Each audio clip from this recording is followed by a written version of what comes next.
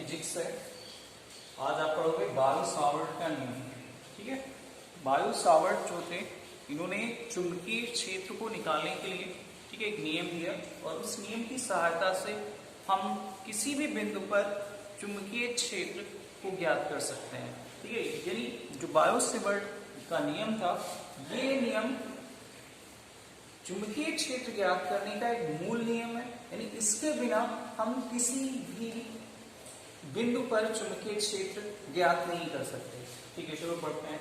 इन्होंने कहा कि हमने एक एल लंबाई का स्मॉल एल लंबाई का एक चालक तार लिया अनंत लंबाई का। ठीक है, उस चालक तार के किसी बिंदु यानी उस चालक तार से स्मॉल आर दूरी पर एक बिंदु पी है।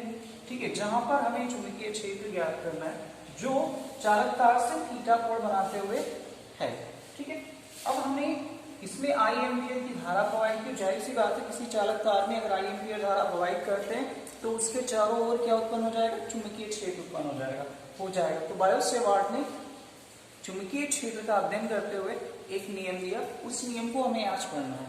ठीक है, इन्होंने माना कि एक छोटा सा लघु अवयव डेल्टा एल लिया।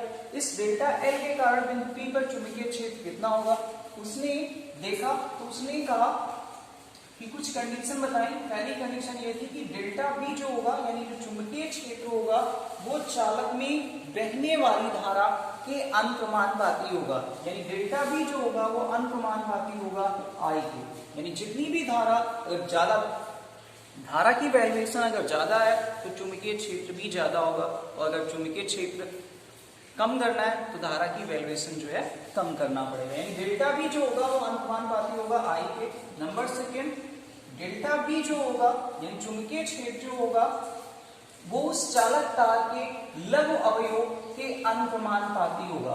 यानी डेल्टा बी जो होगा वो अनुक्रमानुपाती होगा डेल्टा एल के। नंबर थर्ड कंडीशन उसने बताई कि जो चुंबकीय क्षेत्र डेल्टा टी होगा वो अनुक्रमानुपाती होगा उस चालक तार तथा उस बिंदु पर चुंबकीय क्षेत्र के बीच के कोण की ज्या यानी साइन थीटा के अनुक्रमानुपाती होगा। क्योंकि आप कहोगे यहाँ पे कॉस थीटा के अनुक्रमानुपाती क्यों नहीं होगा? कॉस थीटा की आपको पता है साइन जो 90 की वैल्यू जो होती है वो 1 होती है, साइन 0 की वैल्यू 0 होती है ना, जबकि कॉस 90 की वैल्यू 0 होती है और कॉस 0 की वैल्यू 1 होती है ना। तो कहीं ना कहीं अगर चुंबकीय क्षेत्र अगर यहाँ पे होगा यानी बिल्कुल तार पे इधर देखा जाएगा तो तार पे चुंबकीय क्षेत्र जो होगा वो शून्य होगा, है ना। तो चूंकि हमें तार पे नहीं निकालना है, हमें कुछ दूरी पे निकालना है, चाहे इधर हो चाहे उधर हो, तो कहीं ना कहीं हमारी वैल्यू 0 से अगर 90 तक होगी तभी जाके वो वैल्यू बढ़ती यानी एक साइन जो 90 की वैल्यू होगी वहीं पे एक होगा। तो मैक्सिमम वैल्यू के लिए हम साइन थीटा लिखते हैं ना कि कॉस थीटा लिखते हैं। ठीक है, तो उसके बाद उसने कहा नंबर फोर्थ कंडीशन कहा कि जो चुंबकीय क्षेत्र डेल्टा बी होगा वो अनुक्रमानुपाती होगा 1/r यानी अगर 1/r स्क्वायर के अगर चालक तार से जितनी ज्यादा दूरी होगी, ठीक है, चुंबकीय क्षेत्र ज्ञात करने की, चुंबकीय क्षेत्र उतना ही कम होगा। यानी इससे पता चलता है कि अगर चालक तार के पास में हम चुंबकीय क्षेत्र निकालते हैं तो चुंबकीय क्षेत्र ज्यादा होगा और अगर हम दूर निकालते हैं तो चुंबकीय क्षेत्र कम होगा। यानी चालक तार से जैसे जैसे दूरी बढ़ती जाएगी वैसे वैसे चुंबकीय क्षेत्र भी घटता जाएगा। ठीक है, यानी डेल्टा भी अनुपाती होगा 1/r स्क्वायर के। तब डेल्टा बी को हम ऐसे लिख सकते हैं, डेल्टा बी इज अनुक्रमानुपाती I delta L sine theta upon R square. यही बायो सावर्ट का नियम था। इसको थोड़ा और बढ़ाया जाए, कांस्टेंट के रूप में लिखा जाए तो delta B is equal to होगा mu not upon 4 pi I delta L sine theta upon R square. ये जो होगा ये बायो सावर्ट का नियम है। ठीक है, यही बायो सावर्ट का नियम है। उसके बाद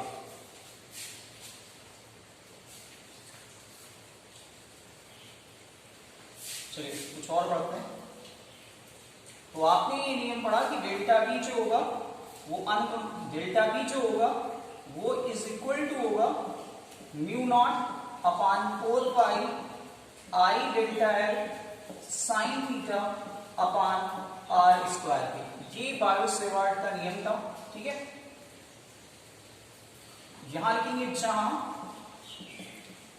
म्यू नॉट चुंबक शीलता है, जहां म्यू नॉट चुंबकशीलता है, अतः म्यू नॉट की जो वैल्यू होती है वो 4 पाई गुणे 10⁻⁷ होती है, ठीक है। 4 पाई गुणे 10⁻⁷ होती है, ठीक है। या म्यू नॉट अपॉन 4 पाई की जो वैल्यू होती है वो 10⁻⁷ होती है, ठीक है। तो इतना समझ में आया बायो-सेवार्ट का नियम। चलिए कुछ और बढ़ते हैं। उसके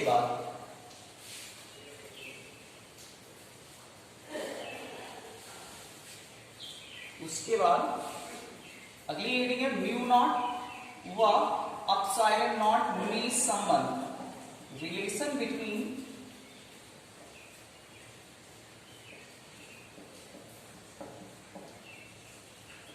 म्यू नॉट तथा एप्सिलॉन नॉट में संबंध, ठीक है। तो हम जानते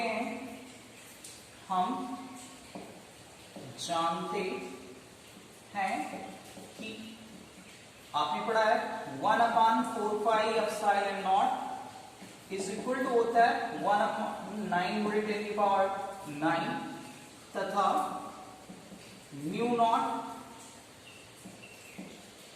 अपॉन 4 पाई बराबर होता है 10⁻⁷ के। तब हम इसको लिख सकते हैं म्यू नॉट अपॉन 4 पाई, भाग दे रहे हैं इसको, 1/4 पाई एप्सिलॉन नॉट बराबर होगा 10⁻⁷ बटे 1/9 गुणे 10⁹ यही तो लिख सकते हैं।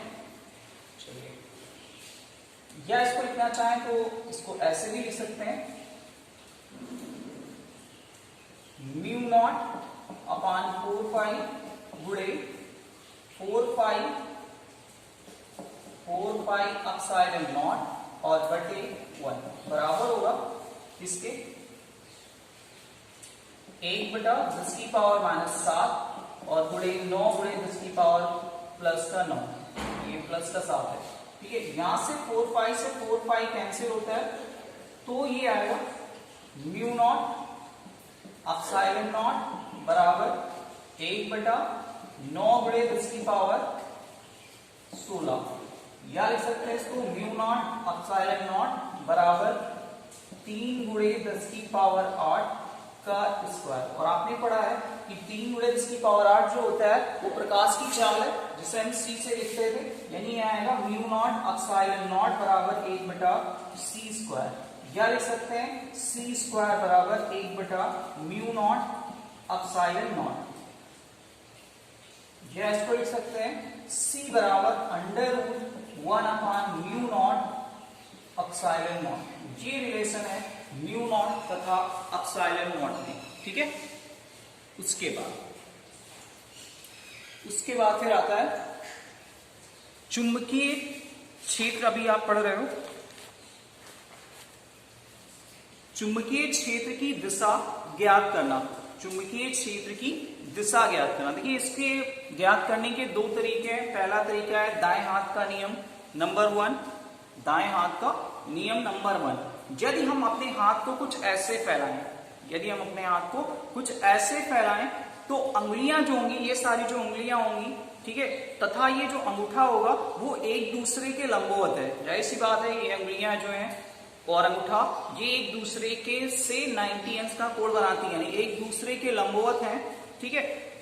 तो अंगूठा जो होगा वो धारा की दिशा को अगर व्यक्त करता है, तो जो उंगलियां होंगी वो चुंबकीय क्षेत्र की दिशा को व्यक्त करेंगी, ठीक है। तो ये जो नियम था, ये चुंबकीय क्षेत्र ज्ञात करने का नियम था।